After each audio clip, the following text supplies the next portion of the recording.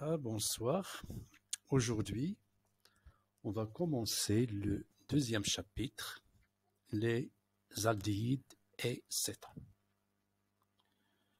Alors, généralité, les aldéhydes et les cétones possèdent le groupement CO, le groupement carbonyl. Alors, le groupement carbonyl, si vous prenez le carbone, il est hybridé en sp2. Dire hybridation en sp2, ça veut dire que la géométrie de la molécule est plane. Donc le carbonyl a une géométrie plane. Et on a 3 liaisons sigma et une liaison pi, avec un angle de 120 degrés. Donc, le carbone du carbonyl est hybridé en sp2, d'où la géométrie plane du carbonyl. On a 2 liaisons sigma et une double liaison. Si vous écrivez la forme limite du carbonyl, alors la liaison double carbone-oxygène, les électrons insaturés de la liaison pi, leur déplacement est beaucoup plus simple que dans une liaison simple. Donc, on peut facilement déplacer les électrons pi. Ce qui fait que, du fait que l'oxygène est plus électronégatif que le carbone, donc l'apparition d'une charge partielle delta plus sur le carbone, delta moins sur l'oxygène, comme forme limite, c'est-à-dire à la limite, l'oxygène qui est plus électronégatif peut prendre carrément le double pi. Donc, les deux doublés libres de l'oxygène plus le double pi. Ce qui fait qu'on a une charge plus sur le carbone et une charge négative sur l'oxygène. Donc, cette liaison est polarisée. Parce que vous faites apparaître un pôle positif et un pôle négatif. Donc, polarisation de la double liaison CO. Donc, le carbonyl a une géométrie plane et le carbonyl possède une forme limite C+, au moins, qui est polarisée.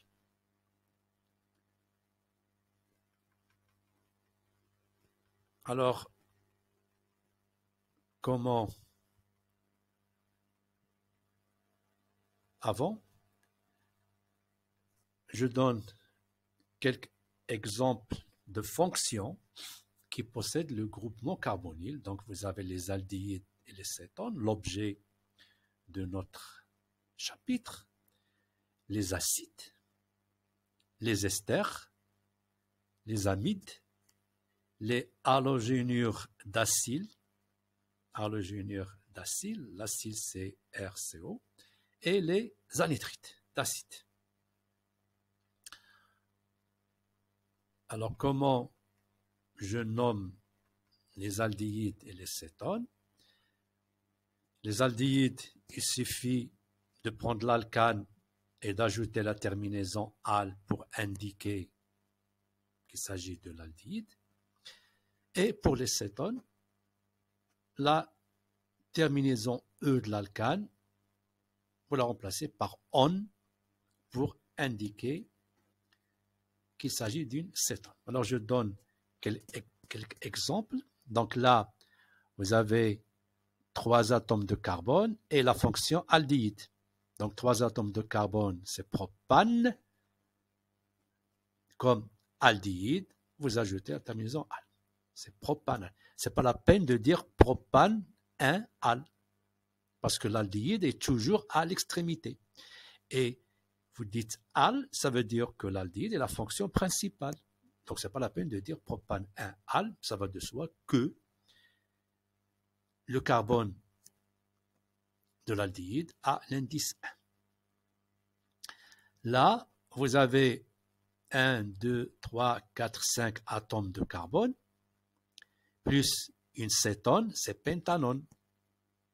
Mais il faut dire où est située l'acétone. C'est sur le carbone 3. 1, 2, 3. Sur le carbone 3, vous avez le carbonyle. Donc, pentane, 3 on.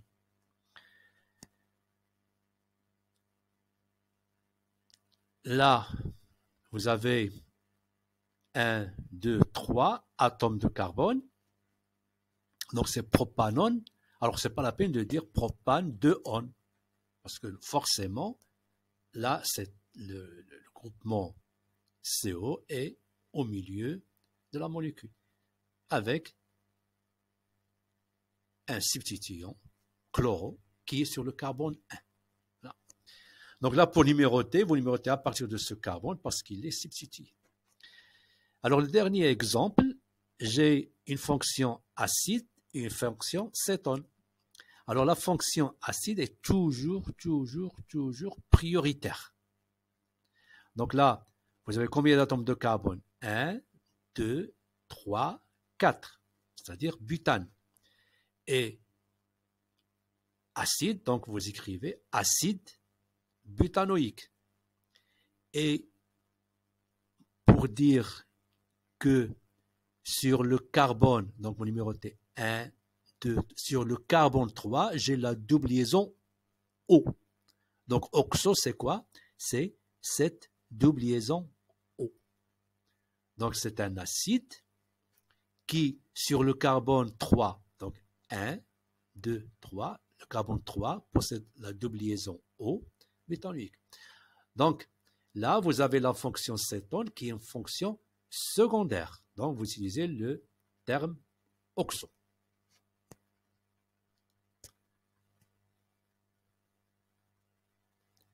Les propriétés physiques, bon, il n'y a pas grand-chose à dire. Tout simplement, vous avez le formaldéhyde, c'est-à-dire HCOH, il est gazeux à température ordinaire, et les autres composés sont liquides. Plus le poids moléculaire, la masse moléculaire est élevée, plus ça devient solide. Alors, ces composés sont inflammables et ils ont une odeur caractéristique. C'est-à-dire que chaque aldéhyde ou cétone a une odeur. Vous remarquez qu'il n'y a pas de liaison hydrogène. Donc, s'il n'y a pas de liaison hydrogène, ces composés vont être plus volatiles que les alcools ou bien les acides carboxyliques correspondants qu'on verra dans le chapitre prochain. Vous vous rappelez, dans les alcools ou bien dans les amines, il y a la présence de la liaison hydrogène, ce qui fait que les températures d'ébullition sont élevées. Dans le cas des cétones et aldéhydes, il n'y a pas de liaison hydrogène, donc les cétones, les aldéhydes sont plus volatiles que les alcools et les amines et les acides carboxyliques. Alors, leur utilisation, c'est très utilisé dans l'industrie. Donc, fabrication de matières plastiques, les solvants, les colorants, parfums, médicaments, etc. Alors, comment préparer les aldéhydes et cétones? Alors, la première méthode, c'est par oxydation des alcools. Donc, l'oxydation d'un alcool primaire va me donner l'aldéhyde. Mais la réaction ne va pas s'arrêter à ce stade. L'aldéhyde est oxydé en acide.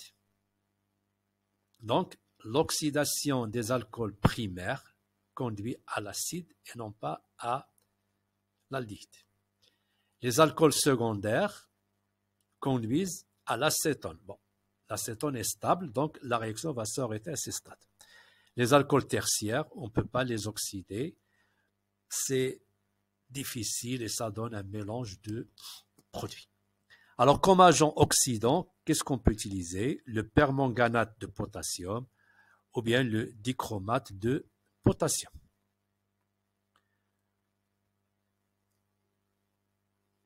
Bon, je ne sais pas si cette année on aura les TP ou pas, mais on peut faire une réaction, une manipulation de l'oxydation de la cyclohexanol en cyclohexanol comme TP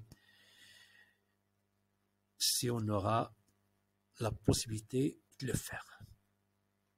Deuxième méthode de préparation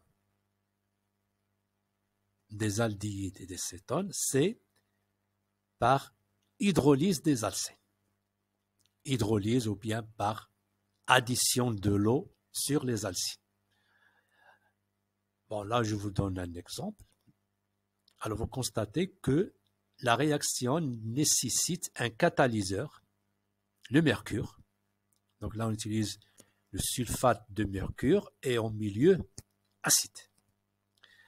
Alors, comment se fait cette addition de l'eau? Alors, par exemple, j'ai un alcyne, donc CR1, CR2, vous ajoutez l'eau, c'est-à-dire les ions H+, et les ions OH-, donc par exemple là, vous aurez la fixation de H+, et là de OH. Donc vous aurez un N-ol. Bon, la réaction est catalysée par les ions mercure 2+. Et vous vous rappelez que la forme N-ol est instable et l'équilibre est déplacé vers la forme cétone. Alors, j'ai cette alcyne qui est dissymétrique.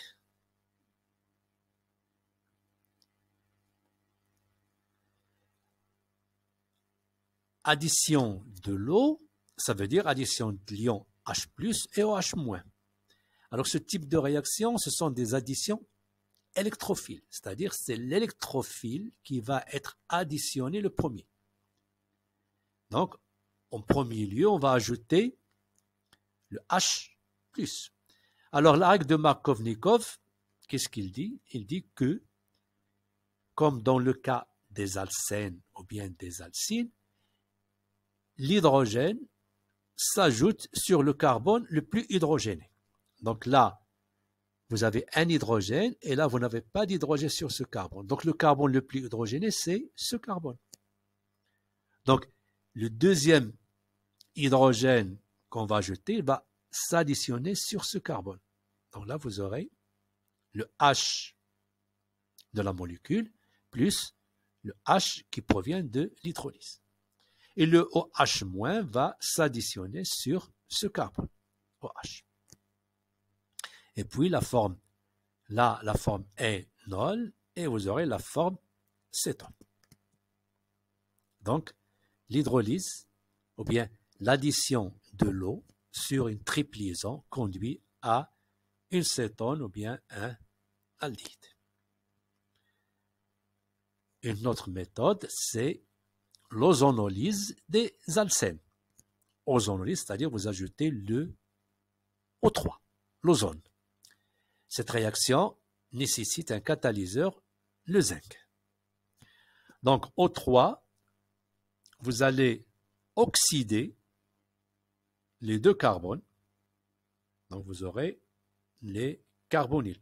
Vous constatez que là, comme si vous avez phényl CH3 et l'oxydation, fixation de l'oxygène. Et là, vous aurez quoi? Vous aurez H, CH3 et l'oxydation du carbone.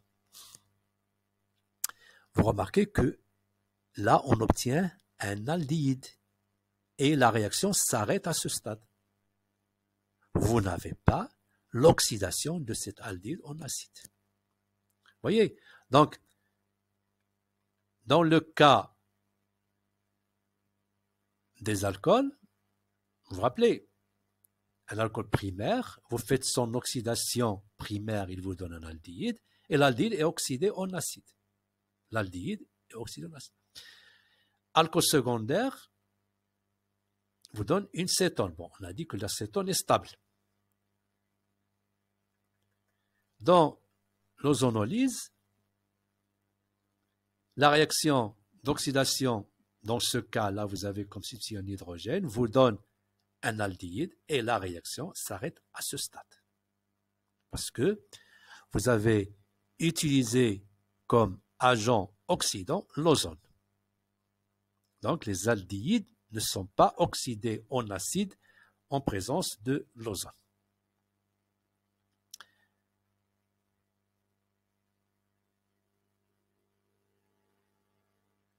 Alors maintenant, on va voir comment je peux préparer des cétones aromatiques. Alors, cétones aromatiques, réaction de Friedel-Crafts. Alors, la réaction de Friedel-Crafts, c'est une réaction de substitution électrophile sur un composé aromatique. Donc, vous avez, par exemple, ici le benzène avec un chlorure, par exemple ici, si X égale chlore, avec bien un halogénure d'acyle.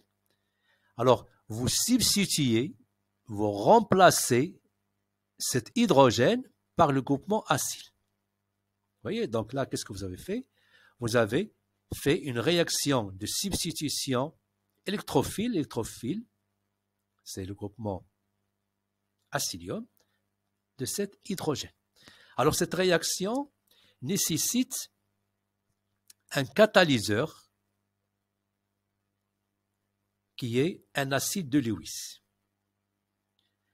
Alors, les catalyseurs que je peux utiliser, c'est par exemple BF3, le trifluorure de bore, ou bien le chlorure de zinc, ou bien le bromure d'aluminium, ou bien le chlorure d'aluminium. Et le mécanisme est le suivant. Donc, j'ai le chlorure d'acyle avec le catalyseur qui est un acide de Lewis, le chlorure d'aluminium.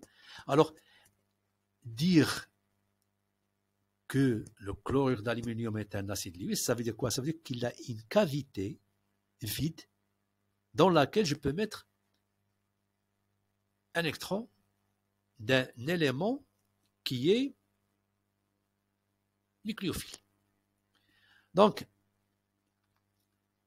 vous vous rappelez que le chlore est un bon groupe partant. Et là, vous avez cette liaison qui est polarisée, c'est plus ou moins. Donc, vous avez cette liaison qui est polarisée. Vous avez ce chlore qui est un bon groupe partant. Et vous avez un acide Lewis qui a une lacune vide qui peut facilement complexer le chlore. Donc, à la limite, qu'est-ce qui peut arriver? C'est que l'acide Lewis va prendre l'ion Cl-, donc vous aurez AlCl4-, et là, vous aurez RCO+, ce qu'on appelle l'ion acylium. Donc, le rôle de l'acide, du catalyseur, c'est quoi? C'est de donner l'électrophile. Donc, ici, l'électrophile, c'est l'ion acylium. L'ion acylium va réagir avec le benzène de la façon suivante. C'est que ici, vous avez un électrophile. Le benzène est une entité ou un composé qui est riche en densité électronique, donc il va donner le double pi à l'électrophile. Donc vous aurez, par exemple ici, CH et la fixation de l'ion acylium. Et vous avez le AlCl4-. AlCl4- va se dissocier en Cl- et AlCl3 pour récupérer le catalyseur. Et l'ion Cl- va capter cet hydrogène, donc moins HCl, et la réaction, c'est quoi? C'est la substitution de cet hydrogène par le groupe acylien. Donc là, vous avez un exemple de réaction de substitution électrophile.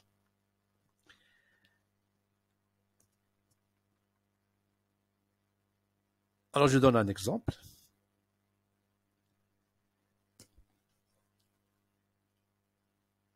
Là, vous n'avez pas de substitution sur le benzène.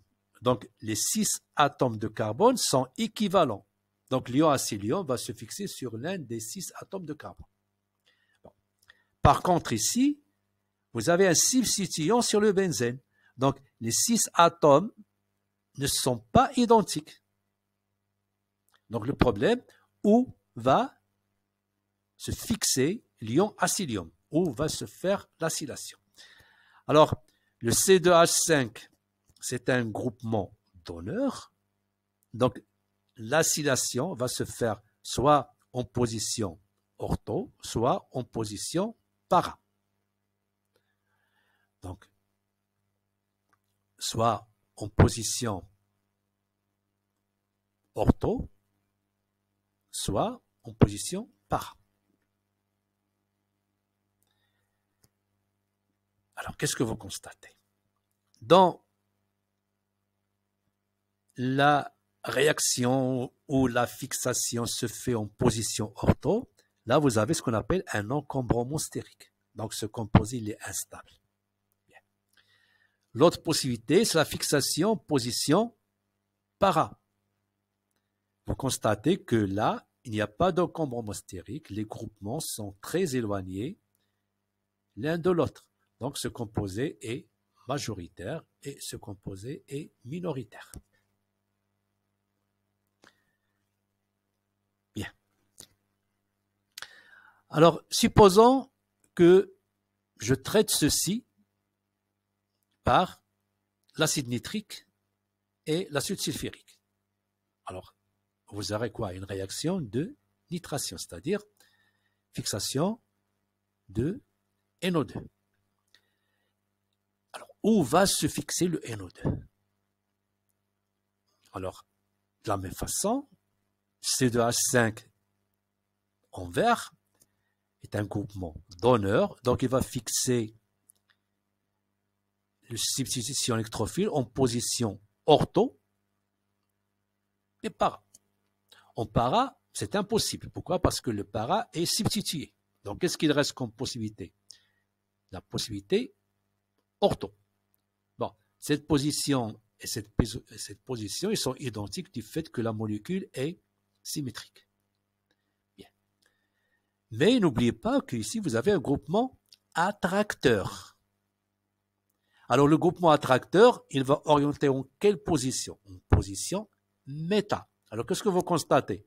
Que le groupement donneur et le groupement attracteur orientent la substitution en cette position. Donc, l'ion NO2 va se fixer en cette position. Bien. Alors là, je vous demande de revoir le chapitre des réactions de substitution électrophile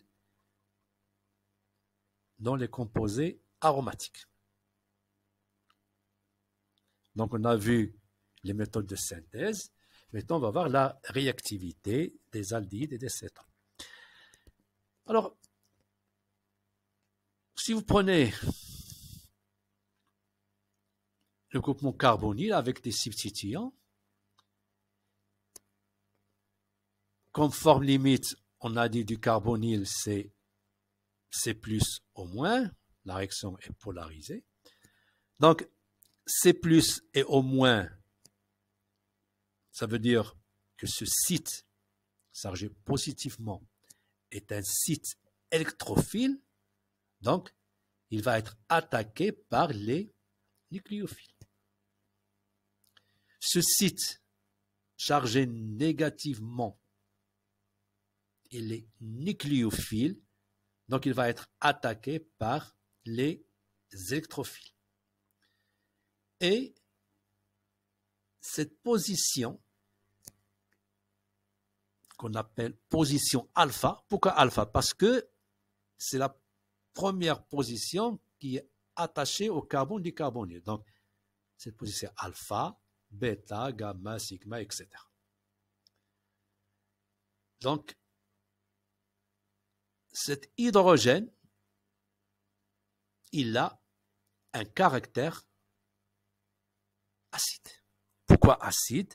Parce que quand vous écrivez cette forme limite, vous avez ici le C+.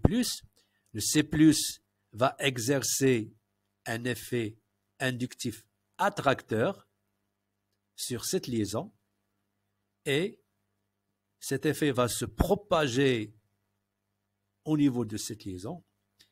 Donc, vous avez le carbone qui pompe vers lui, qui attire vers lui les électrons de cette liaison, et ceci va se propager au niveau de cette liaison, ce qui fait que cette liaison est polarisée du fait que vous avez ici un groupement attracteur. Donc, à la limite, je peux arracher cet hydrogène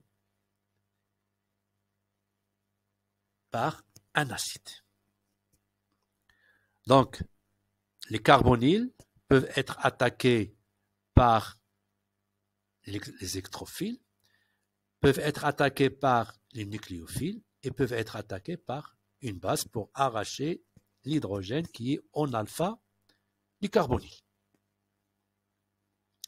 Alors, quelques exemples d'addition. Donc, les additions nucléophiles.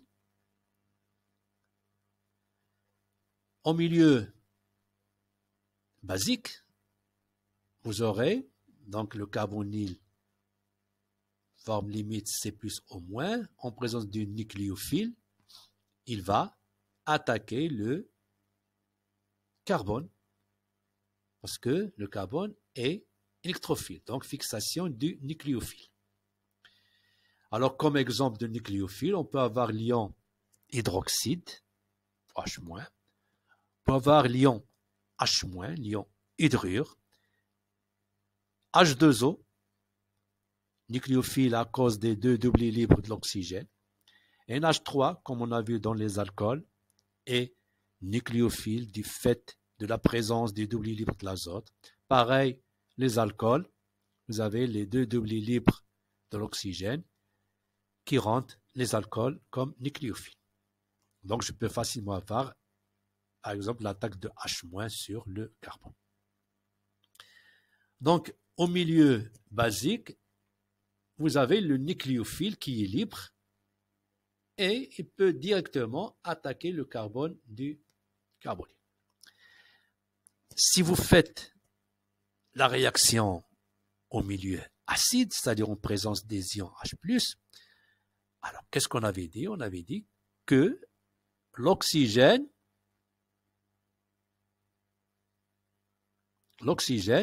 va être attaqué par les électrophiles. Donc, au milieu basique, vous avez les ions H+.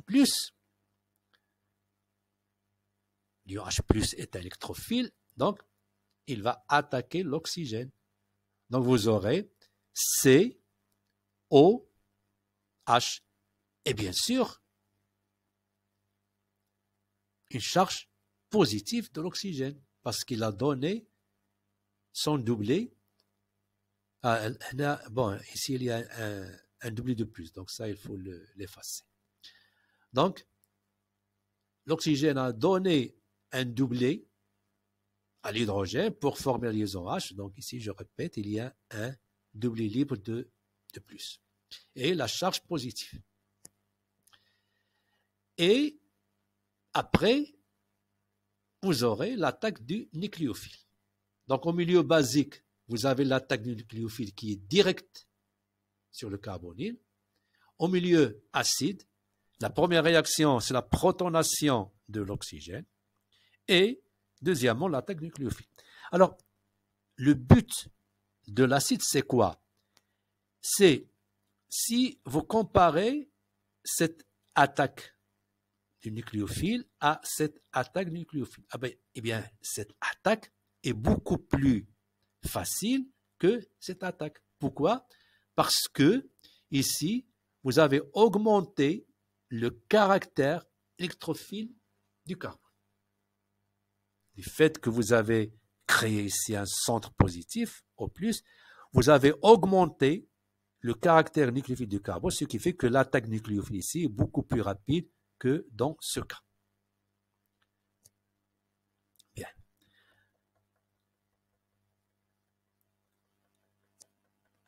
Et on a aussi parlé de l'hydrogène qui est en position alpha du carbonyle. Donc, l'hydrogène qui est en position alpha du carbonyle, on avait dit que cet hydrogène, il a un caractère acide. Vous utilisez une base. Alors la base va arracher cet hydrogène et vous aurez ici un carbanion. Donc le carbanion est en alpha de CO. Donc là vous avez quoi? Vous avez conjugaison de la charge négative avec le carbonyle. Donc je peux écrire une forme limite. Donc rabattement de la charge moins, donc fonction de double liaison, et l'oxygène va prendre le double pi, donc au moins. Donc là, vous avez l'ion N olate. Pourquoi olate? Parce que vous avez la forme au moins. Si vous avez ici OH, c'est la forme N ol, alors qu'ici, c'est le sel correspondant, donc énolate. Alors, si je prends cette cétone est dissymétrique. Là, vous avez le groupement isopropyl et là, vous avez le groupement méthyle. Alors, si vous traitez par une base, alors, la base qu'on peut utiliser, par exemple, OH- ou bien un alcoolate. Par exemple, ici, l'éthanolate.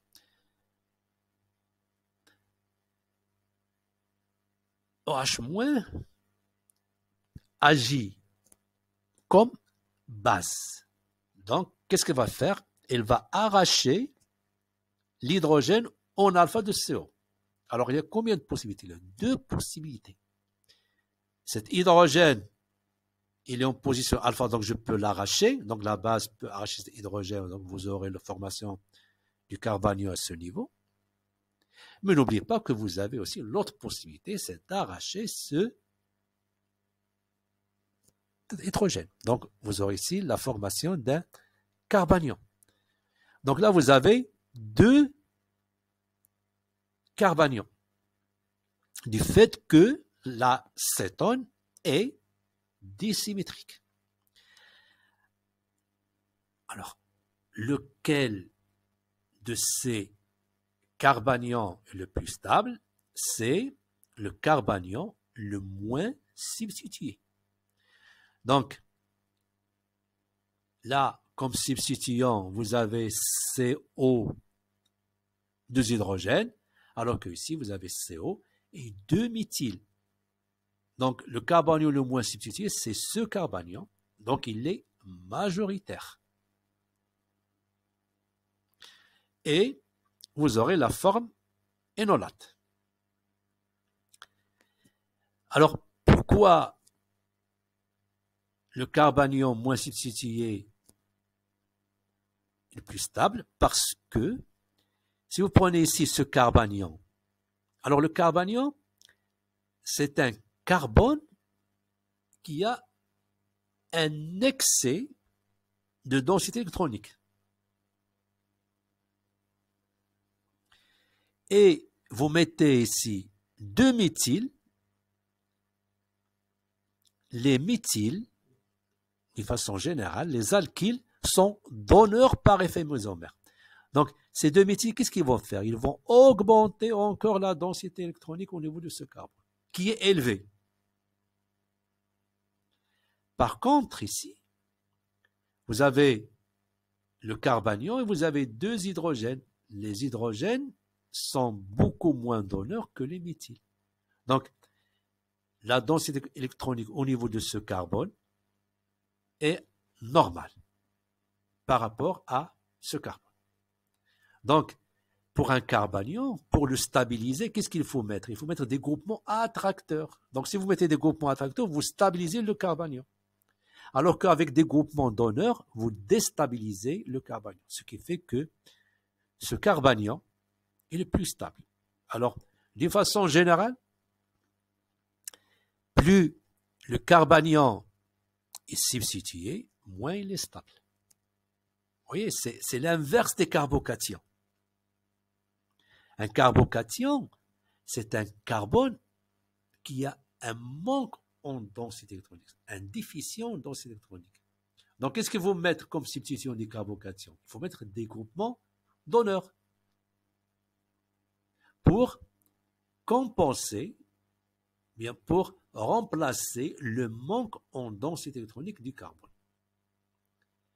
Pour les carbanions, c'est l'inverse, puisque c'est un carbone qui est riche en densité électronique, donc il faut mettre des substituants qui sont attracteurs pour diminuer cette densité électronique et la rendre presque normale. Bien.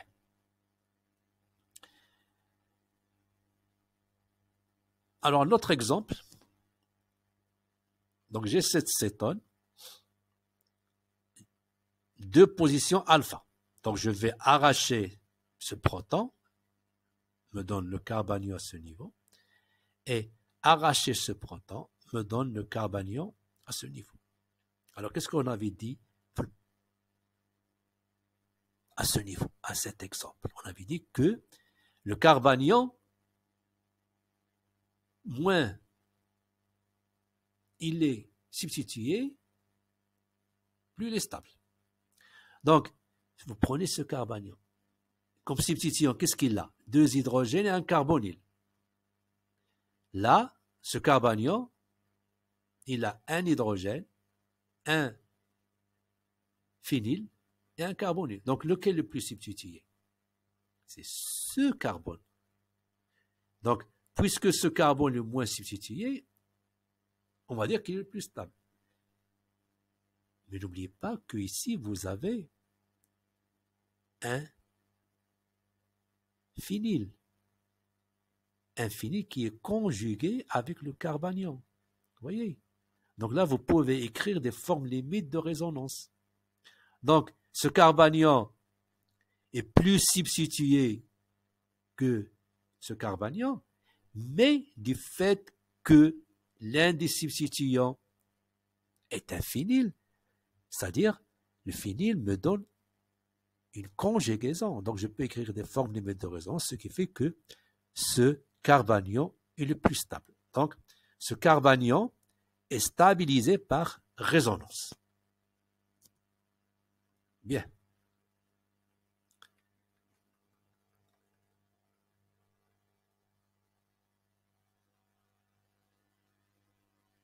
Alors, au milieu acide.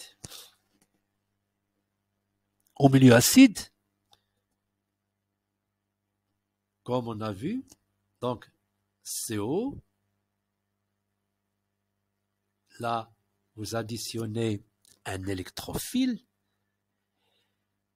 sur un site nucléophile, donc l'oxygène va donner son doublet libre et former la liaison OH avec une charge positive, bien sûr, avec un doublet libre.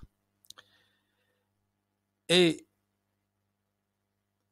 la réaction est catalysée par l'acide, c'est-à-dire qu'il faut récupérer l'acide. L'acide qu'on a utilisé, il faut le récupérer. Donc, il provient de quoi? De cet hydrogène qui est en position alpha parce qu'il a un caractère acide. Donc, rabattement de cette liaison CH, libération de H+, ce qui vous donne la forme énol. Alors, je prends le même exemple, deux substituants différents d'une cétone, méthyl et isopropyl. Donc, vous traitez par H+, il y a deux possibilités. Soit c'est cet hydrogène qui part et vous donne une double liaison à ce niveau, soit cet hydrogène qui part et vous donne une double liaison à ce niveau. Alors, lequel est le plus stable? Lequel est majoritaire? Alors, il faut voir la double liaison la plus substituée. Donc, plus la double liaison est substituée, plus elle est stable. Donc, comme substitution ici, vous avez quoi? Deux hydrogènes, alors que ici, vous avez deux méthyl. Donc, cette liaison est plus substituée. Donc, elle est majoritaire.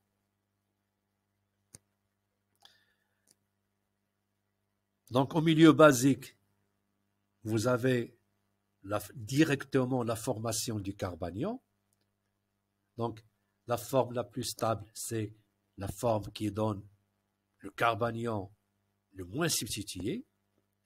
Au milieu acide, vous formez l'énol.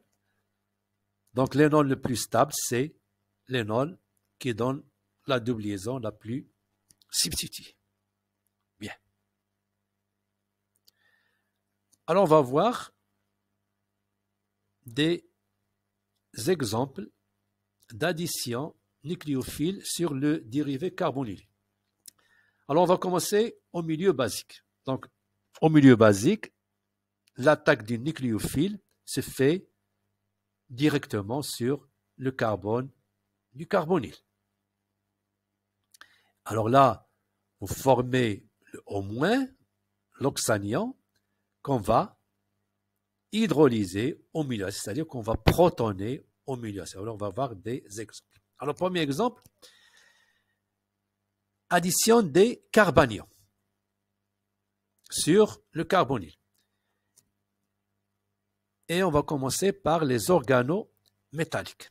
Alors, c'est quoi un organométallique? C'est un composé organique dans lequel vous avez la formation d'une liaison carbone-métal. Alors, organométallique, formation d'une liaison carbone-métal. Organo-magnésien, formation d'une liaison carbone-magnésium. Bien. Alors, comment je forme les organomagnésiens? Alors, les organomagnésiens, ils sont de la forme RMGX.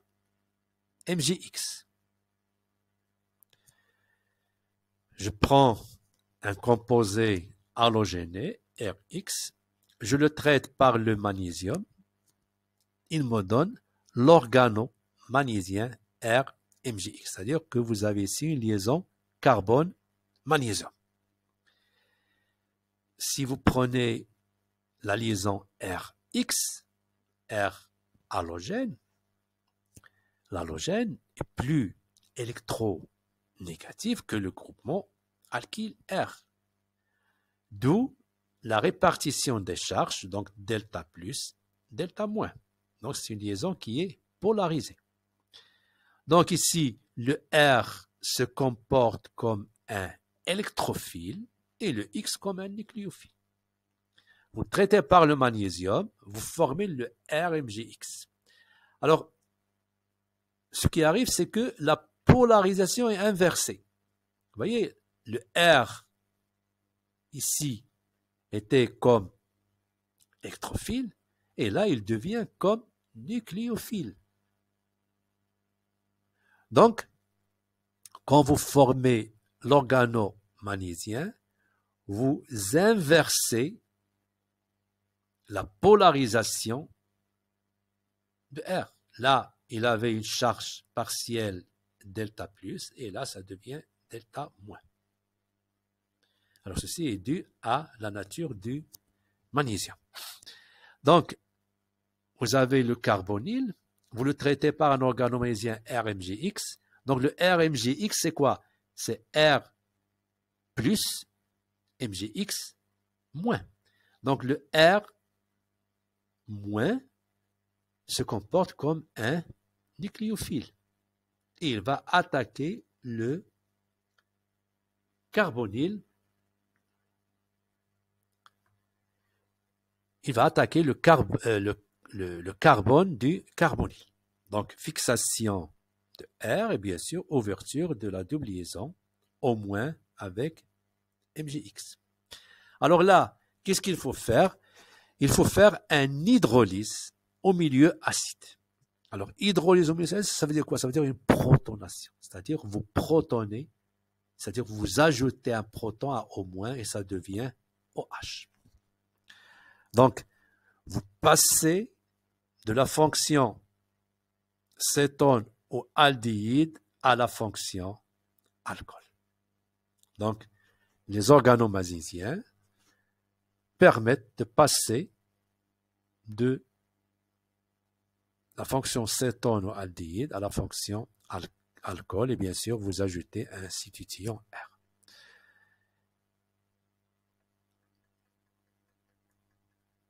Pareil, je peux ajouter l'ion CH, c'est moins ce qu'on appelle l'ion alcynure. Donc l'ion alcynure, CH, c'est moins. Donc le C- va attaquer le carbone du carbonyle. Donc vous aurez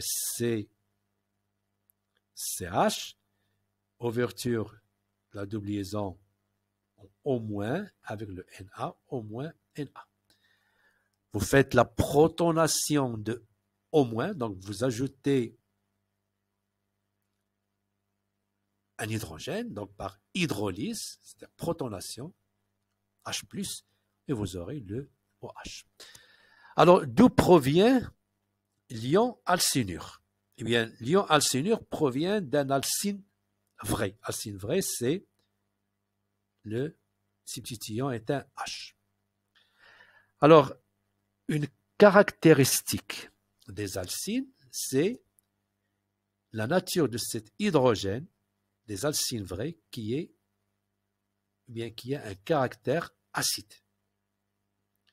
Donc, les alcynes vrais possèdent un hydrogène qui a un caractère acide.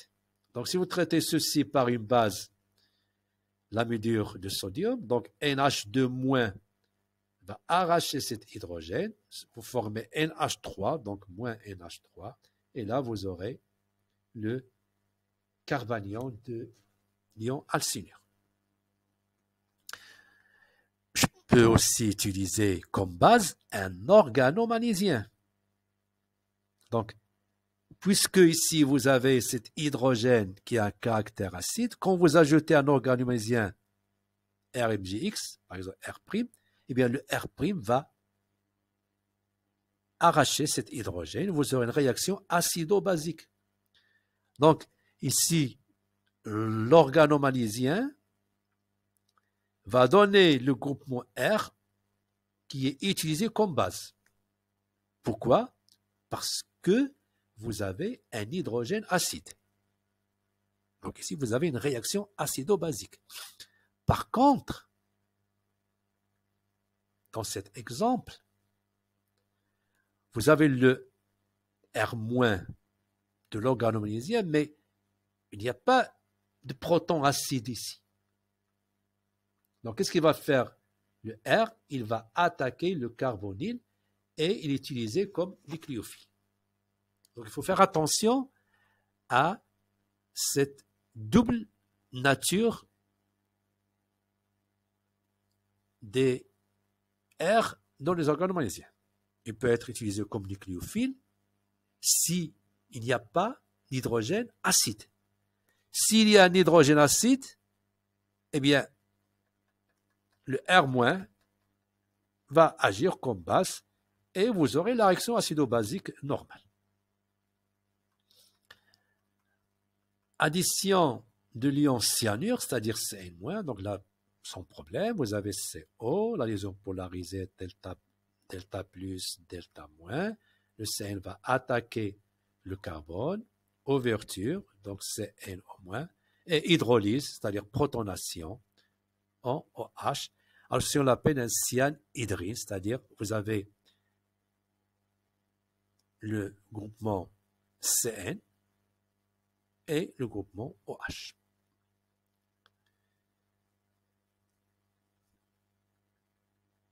Alors, cette addition de l'ion cyanure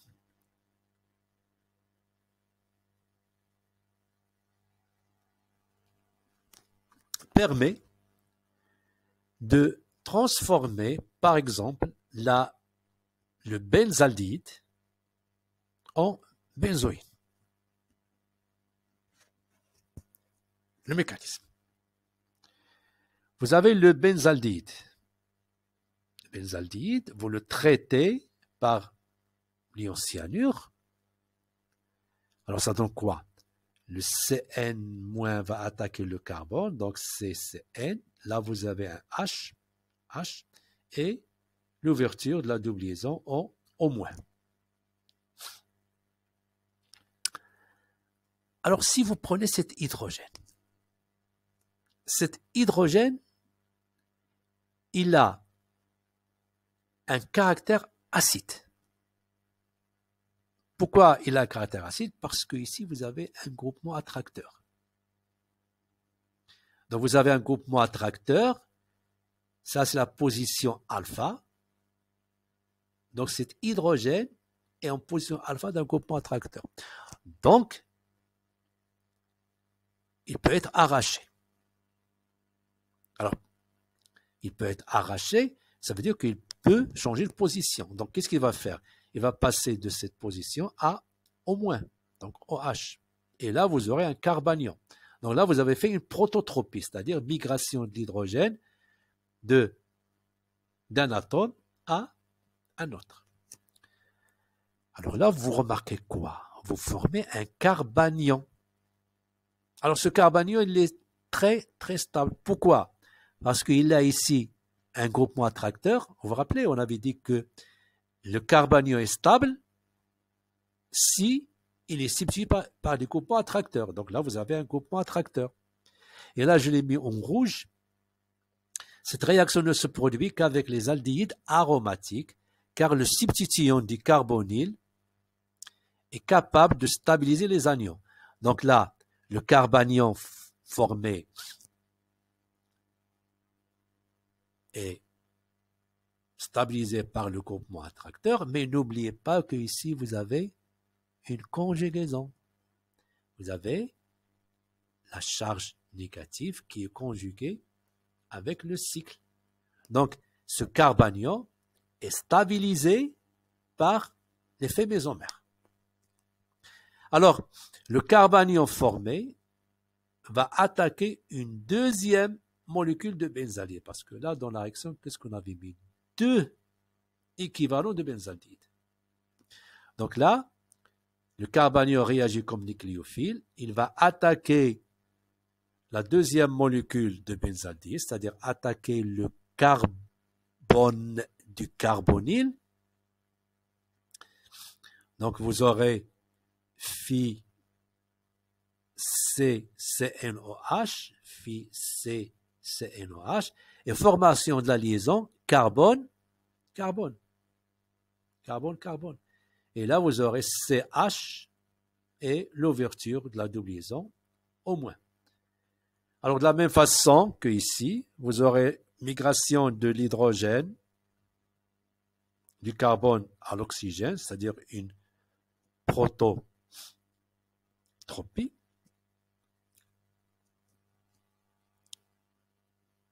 Migration de l'hydrogène du groupement, migration de l'hydrogène du groupement OH à O-. Donc là, l'hydrogène, il change de position. Donc c'est une prototropie. Donc là, vous aurez O-. Alors pourquoi on a formé ici l'oxanion? Pour favoriser le départ de l'ion Cn qui est un bon groupe partant. Donc là, vous aurez facilement le départ de Cn par le rabattement du doublet de l'oxanion. Donc l'oxanion provient de quoi? Il provient de la migration de l'hydrogène du groupement OH à l'oxanien. Et vous aurez la benzoïne. Alors, si vous prenez la benzoïne et vous faites l'oxydation de la benzoïne, donc le groupement alcool est oxydé en groupement carbonyle. Bien. Addition de l'ion hydrure. Alors, l'ion hydrure, c'est quoi? C'est l'ion H-. Alors, généralement, les ions H- proviennent soit de NaBH4, le tétrahydroborate de sodium, ou bien de LiAlH4, le tétrahydroaluminate de lithium. Bon. Si vous utilisez l'hydrure de sodium, Na plus H-, alors le H- libéré par l'hydrure de sodium, donc puisque il est de taille très faible, H- c'est très petit, donc il va agir surtout comme base et non pas comme nucléophile. Donc si vous avez un hydrogène en alpha de CO, eh bien il va arracher cet hydrogène et il ne va pas attaquer le carbonyle. Donc pour avoir les ions hydrure, il faut utiliser surtout le NaBH4 ou bien le LiAlH4. Alors, c'est quoi la différence entre LiAlH4 et NaBH4? C'est que le NaBH4 est un réducteur doux. C'est-à-dire, il y a des fonctions comme les dérivés d'acide où il ne va pas réduire. Alors que LiAlH4 est un réducteur fort, réducteur de choix, qui va réduire toutes les liaisons polarisées. Donc le NaBH4 est sélectif, il ne va pas réduire, par exemple, les fonctions des dérivés des acides. Donc, l'ion H- va provenir soit de NaBH4, soit de LiAlH4. Donc, l'ion H- va attaquer, donc l'ion H- est un réactif nucléophile. Il va attaquer le carbone du carbonyle qui est électrophile, donc formation de la liaison CH, et là vous aurez le O- que vous allez protoner donc en OH.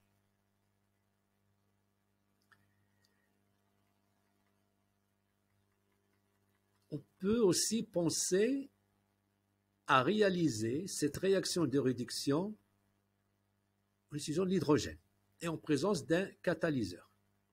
Mais l'utilité de l'hydrogène est très restreinte. Par exemple, si vous prenez cet exemple, là vous avez une double liaison et vous avez le carbonyle. Si vous faites la réduction par l'hydrogène, eh bien l'hydrogène, qu'est-ce qu'il va faire? Il va réduire le carbonyle en alcool et aussi il va réduire la double liaison. Alors, supposons que vous faites une suite de réactions dans laquelle il faut garder la double liaison. Donc, qu'est-ce qu'il faut utiliser? Il faut utiliser les ions H- qui proviennent soit de NaBH4, soit de LiAlH4.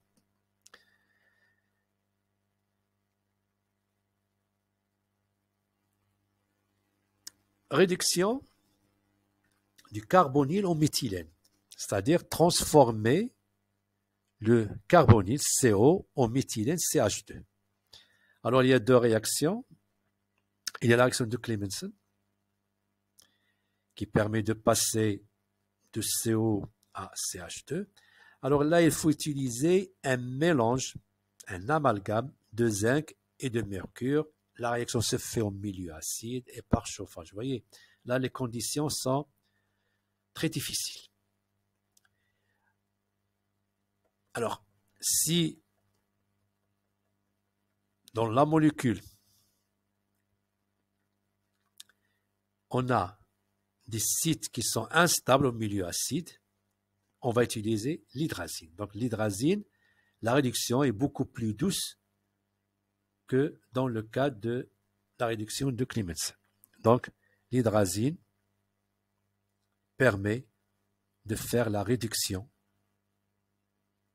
de CO en CH2, ce qu'on appelle la réduction de Wolff-Kishner.